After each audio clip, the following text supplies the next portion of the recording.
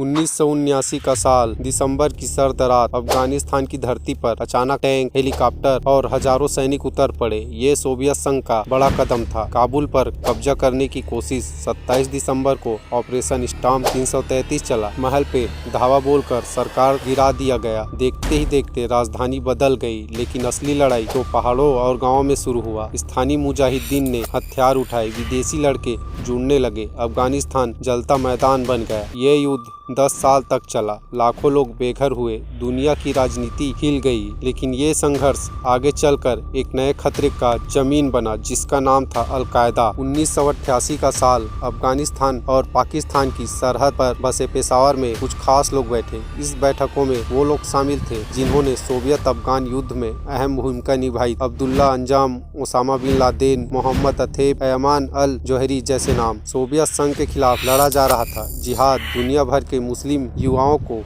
अपनी तरफ खींच रहा था। अलग अलग देशों से लोग अफगानिस्तान पहुंच रहे। उनकी मदद और व्यवस्थाओं के लिए एक नेटवर्क पहले से मौजूद था। मकतब अल खिदमत कहा जाता था। यह नेटवर्क लड़कों को ठहरने, ट्रेनिंग देने और आर्थिक सहयोग जुटाने का काम करता था। इसी बैठक में एक बड़ा फैसला लिया गया कि वे केवल स्थानीय नेटवर्क से काम नहीं चलेगा। एक मजबूत स्थायी संगठन की जरूरत थी। इसीलिए नया समूह बनाया गया जिसका नाम रखा गया अल-कायदा। अरबी में इसे आधार या बुनियाद भी बोल सकते हैं। इस संगठन को जिहाद का अग्रदूत माना गया, जो दुनिया भर के लड़कों को जोड़कर उन्हें आगे बढ़ाए। पेशावर की उसी बैठकों से अल-कायदा का जन्म हुआ, जिसके बाद दुनिया की राजनीति, सुरक्षा व्यवस्था बदल गई। 14 अप्रैल 1988 को जिनेवा समझौते पर दस्तखत हुए। सोवियत संघ ने अफगानिस्तान से अपने सेना हटाने का ऐलान किया। 15 मई 1988 से वापसी शुरू हुई। 15 फरवरी 1989 तक पूरी तरह खत्म हो गया। करीब 10 साल तक चली इस जंग ने अफगानिस्तान को खंडहर बना दिया। सोवियत सेना भी थक चुकी थी। अंततः सोवियत सेना की 40वीं आर्मी, जिसे सबसे बड़ी ताकत मानी जाती, अब अफगान जमीन से निकल गया। इस ऐतिहासिक पल का नेतृत्व सोवियत सैन्य अधिकारी ग्रोमोव ने किया। सैनिक सीमा पार कर मध्य एशिया की गणराज्यों में लौटे और लगभग एक दशक लंबा सोवियत अफगान युद्ध औपचारिक रूप से समाप्त हुआ। लेकिन इसी पल से अल-कायदा के लिए नई कहानी की शुरुआत था। अल-कायदा ने अफगानिस्तान और पाकिस्तान की सीमा और सूडान में कई गुप्त कैंप बनाए, जैसे कुंजुद, उसद, जलालाबाद और वही वादी अल अकीक। यहाँ लड़कों को हथियार चलाना, विस्फोटक बनाना, आत्मघाती हमले और रणनीति की ट्रेनिंग दी जाती। विदेशी जिहाद इन कैंपों में वैश्विक जिहाद का सपना लेकर आते थे। संगठन का अंदरूनी ढांचा भी इस समय मजबूत हुआ। ओसामा बिन लादेन प्रमुख कमांडर संस्थापक थे। अयमान अल जौहरी राजनीतिक रणनीतिक सलाहकार, मोहम्मद अतेफ सैन्य ट्रेनिंग ऑपरेशन का हेड थे। अन्य कमांडर अलग देश या क्षेत्रों के लिए जिम्मेदारी मिला था। हर कैंप में कमांडर, ट्रेनर, नए लड़कों का अलग सिस्टम था। फंडिंग ऑपरेशन भी अलग अलग टीम से चलता था। इस तरह अल-कायदा ने एक दुनिया भर में हमला करने वाला व्यवस्थित और प्रशिक्षित नेटवर्क तैयार कर लिया। सूडान सरकार ने ओसामा बिन लादेन को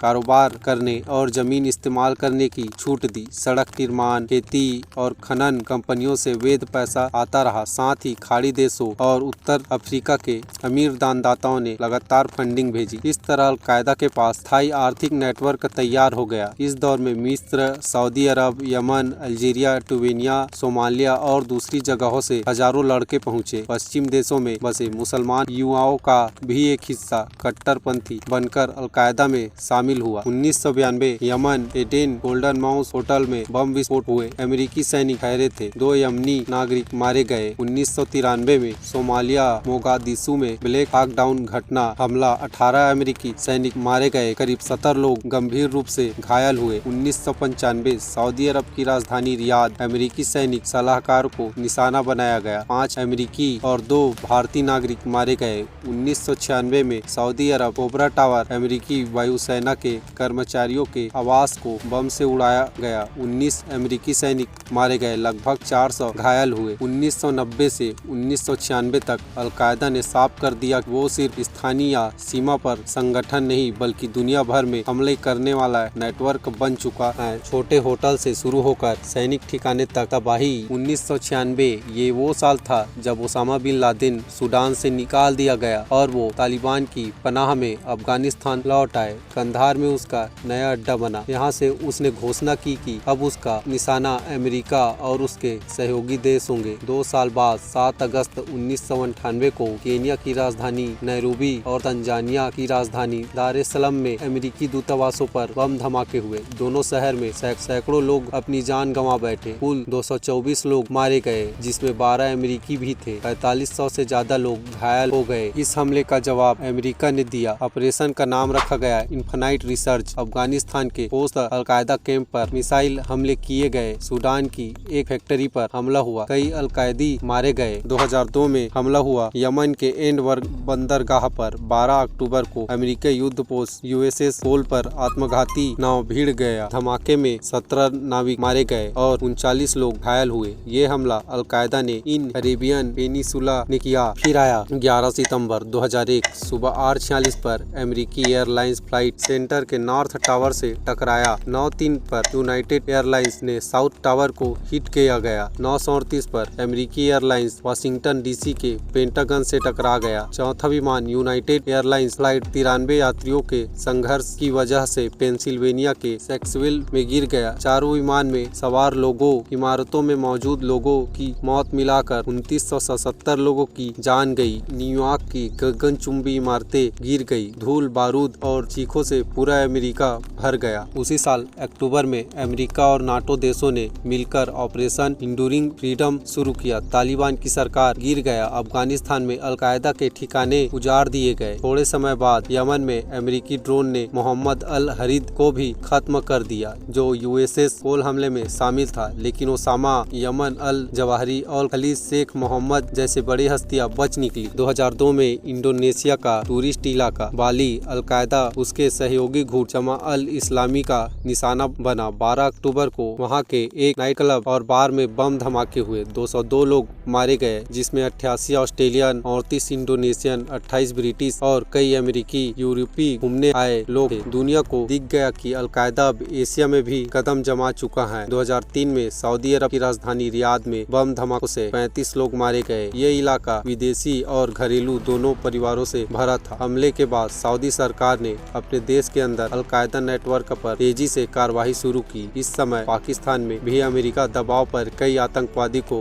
गिरफ्तार किया गया। 2004 में स्पेन की राजधानी मैड्रिड में अलकायदा समर्थित आतंकवादी ने रेलवे नेटवर्क पर हमला कर दिया। 11 मार्च को सुबह लोकल ट्रेन में 10 बम धमाके ने हलचल मचा दी। 191 आम लोग मारे गए, 2000 से ज्यादा लोग घायल। ये यूरोप में अलकायदा का सबसे बड़ा हमला था। 2005 में फिर यूरोप दहला। 7 जुलाई को लंदन की अंडरग्राउंड ट्रेनों और बस में आत्मघाती हमले हुए। 52 निर्दोष लोग मारे गए, 700 से ज्यादा लोग घायल हुए। 2006 में अलकायदा की इराकी नेटवर्क का सबसे खतरनाक नेता अबू मुस्बा अल जारकावी अमेरिकी एयर स्ट्राइक में मारा गया। वो इराक में खूनी हमलों के लिए कुख्यात था। 2007 से 2010 तक अमेरिका उसके सहयोगियों के ड्रोन हमले लगातार बढ़ रहे थे। पाकिस्तान, अफगानिस्तान की सैकड़ों अलकायदा आतंकवादी कई ट्रेन में मारे गए। इस समय पाकिस्तान ने बड़ा ऑपरेशन किया और खलीद शेख मोहम्मद को गिरफ्तार किया, जिसने 9/11 की योजना बनाई। 2011 में दुनिया ने सबसे बड़ी खबर सुनी। 2 मई को पाकिस्तान के एटाबाबाद में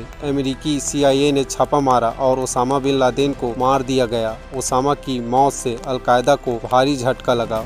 उसी साल सितंबर में यमन में अमेरिकी ड्रोन ने अनवर अल अवलाकी को मार गिराया। वो अलकायदा अरेबियन पेनिसुलिया का प्रचारक था। अमेरिका व यूरोप के कई युवाओं को आतंकी बनने में अहम भूमिका निभा चुका था। 2013 में अलकायदा ने फिर दुनिया को डरा दिया। जनवरी में अल्जीरिया अमेनास गैस प्लांट पर हमला हुआ, 39 विदेशी मजदूर मारे गए। सितंबर में केनिया की राजधानी नैरोबी के वेस्टगेल मॉल पर हमला हुआ। 4 दिनों तक गोलियां चली और बम धमाके हुए। 67 लोग मारे गए, जिसमें बच्चे, महिलाएं और विदेशी नागरिक भी थे। 2014 सोमालिया में अमेरिकी ड्रोन हमले में अल शबाब प्रमुख अहमद गोधनी ढेर किया गया। 2015 फ्रांस की राजधानी पेरिस में चार्ली हेब्दो के दफ्तर पर हमला हुआ। 2 बंदूकधारी अंदर घुस आए और 12 पत्रकार व कार्टूनिस्ट की हत्या कर दी। उस समय अमेरिकी हमले में यमन में अलकायदा का नेता नर अल वाहिसी भी मारा गया। यमन में अलकायदा ने सरकारी ठिकानों और आम जनता को निशाना बनाया। 2020 में अलकायदा ने बड़ा झटका खाया। उसका मुखिया